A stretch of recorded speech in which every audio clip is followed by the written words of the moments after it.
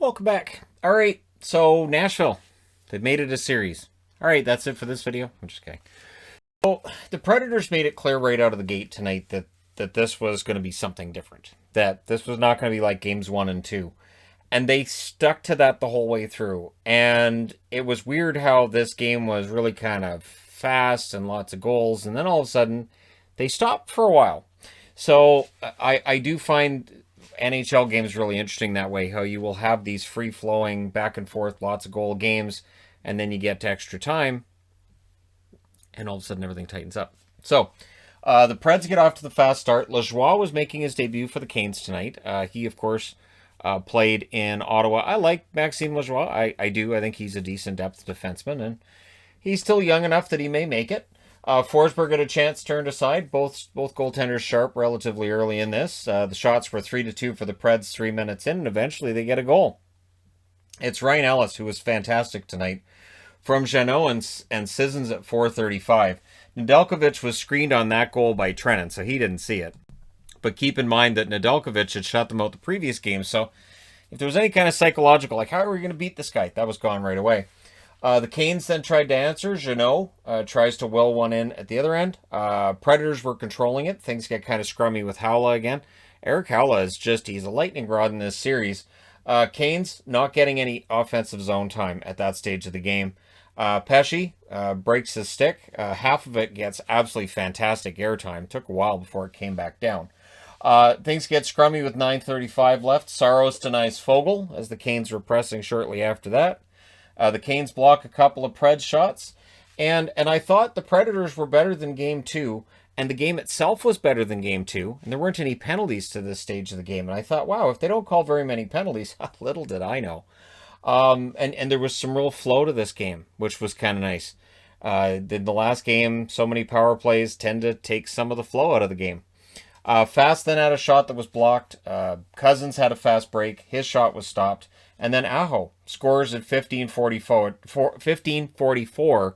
It deflects in off Roman Yossi's stick. And then the Predators press for the answer. So this is the difference between this game and the last one. And this one, they just attack. And the Canes clear it out. They couldn't get a shot. And then Forsberg scores from Ekholm in the final minute, 19:35. Absolutely fantastic goal by Forsberg. Deked right around Nedeljkovic. Just, I deny your existence. You be gone. And just be gone, rookie. And yeah, Forsberg went right around him and scores to make it 2-1 after the first period. So second period, right out of the gate, the Predators with some pressure. So again, this is, they're asserting themselves at home. They're keeping their fans really fired up. Canes take a delay of game penalty. Predators 0 for 10 in this series coming into tonight's game on the power play. And make that 0 for 11. Was not a great first power play. The Canes' fourth line was then denied by Saros. However, Jordan Staal, who once again is having the best season of his career, scores from Fogel at 3:31, and it was a breakaway goal. So Jordan Staal, it's not like they're garbage goals and they're just, firing an empty net. He's getting some pretty nice goals and pretty good opportunities. Predators then get another power play. That's a no. So the Canes penalty kill, 12 for 12 on the series thus far. Fogel whiffs on one, I should say, with an empty net in front of him. The shots were 6 apiece, 7 minutes into the second period. Canes press looking for the lead. Things get kind of scrummy with 9:45 left. The Canes came out of that with a power play. So what happens there? A shorthanded break for Haula, which was denied. So again, Haula on the board a lot. He's very inspired by playing against his former team. The penalty kill for the Predators, it felt like was better than their power play to that stage. However, Ekholm takes another penalty, and the scrum ensues. Now, when I say Ekholm takes another penalty, it's because he had just come out of the box.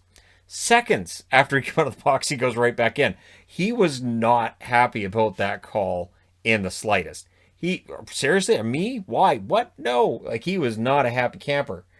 So we end up with a power play goal for the Canes. Trocheck from Stechnikov and Aho. You can't give them back-to-back power plays. So the Canes score, and they go ahead 3-2 with that one. It was from an impossible angle by Trocheck, too. And it was top shelf. So Saros is down, so he's covering the entire bottom of the net. And he's up against the post, so you've got maybe this much room over his shoulder. That's it.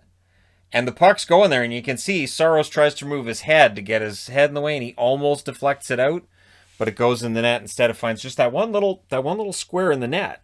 So nice goal by Trocheck there. The only spot where he possibly could have put it.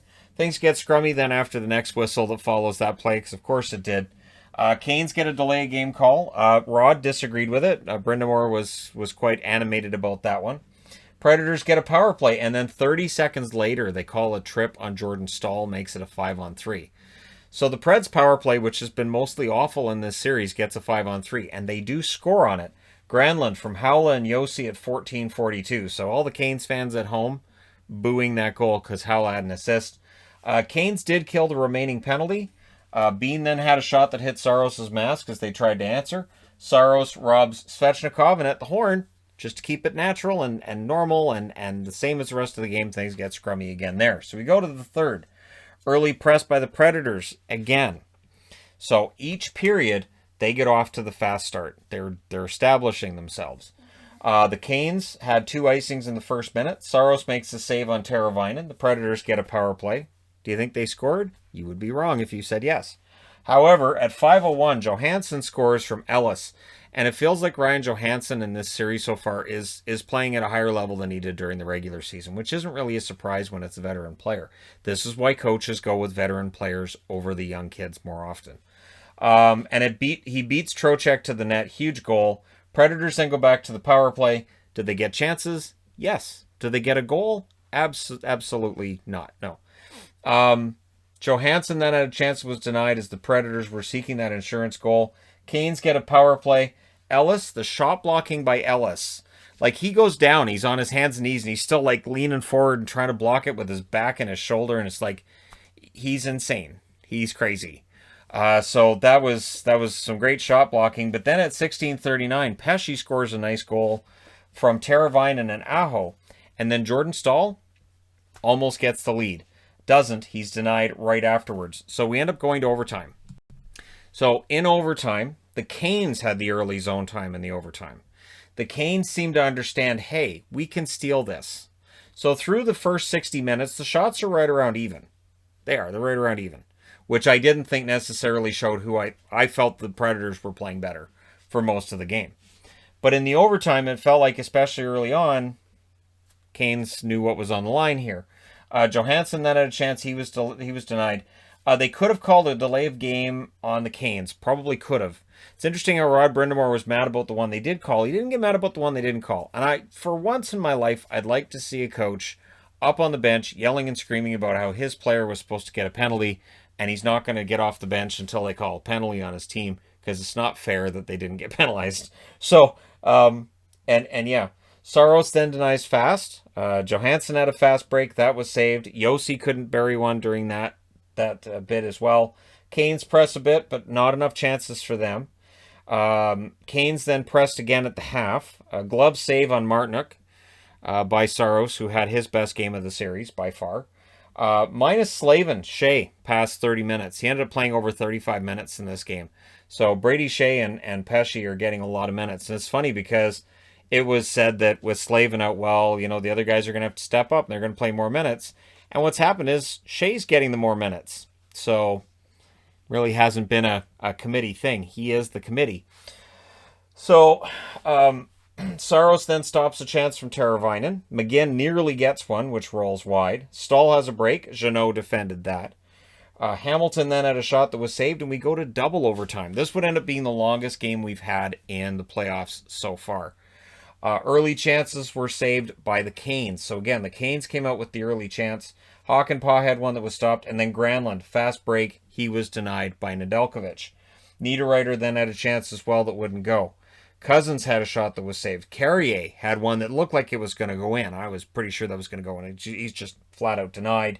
Lajoie was playing a lot once we got to the second overtime, so I think he'd only played 15 minutes through the end of the first overtime. So, yeah, Rod Brindamore's probably like, you know what? This guy's more fresh than the other players. We'll throw him out there more. And I thought he was prominent, too. You could see that he was a little fresher than the other players. This game had slowed down at this stage, too. So getting somebody who's a little fresher than the other players, that can be important. Shea then lost the handle on one at the net. And I thought somewhere Mike Milbury's groaning because this is in double overtime. It had passed the halfway mark at the second overtime. And I remembered last year's playoffs where he was complaining about overtimes taking too long and how we should just have 4-on-4 and then you just have a shootout at some point. And my brain melted down hearing that. So just watching these long overtime games now, it does enter my mind like somewhere he's not happy that this game is still going on. Although he's probably just turned it over to Golden Girls or something. I'm not watching this game. Is Golden Girls on? I'd watch Golden Girls. Not that there's anything wrong with watching Golden Girls. Sophia's a delight. As is Rose. So the Predators then get a power play. They were 1 for 6 in the game to that stage, and the Canes killed it. And the fans went nuts when that penalty was called, and I was pretty sure that the Preds were going to score. However, they do score at 14:54. It's Duchesne from Yossi and Ellis. So just at the point where I'm thinking, man, this could go to triple overtime and threaten both franchises' longest playoff game in history, Nashville ends up getting that goal. So the Nashville Predators win 5-4 in double overtime. They get the first win, so the Canes are still ahead 2-1, but the Preds are alive. They can win game 4, and then we have a whole new series. Then it's a best of 3. I also want to say, while I've got everybody's attention, the Whalers logo is on here because I do not have a Canes one that is of this size. So the Whalers one just stays there.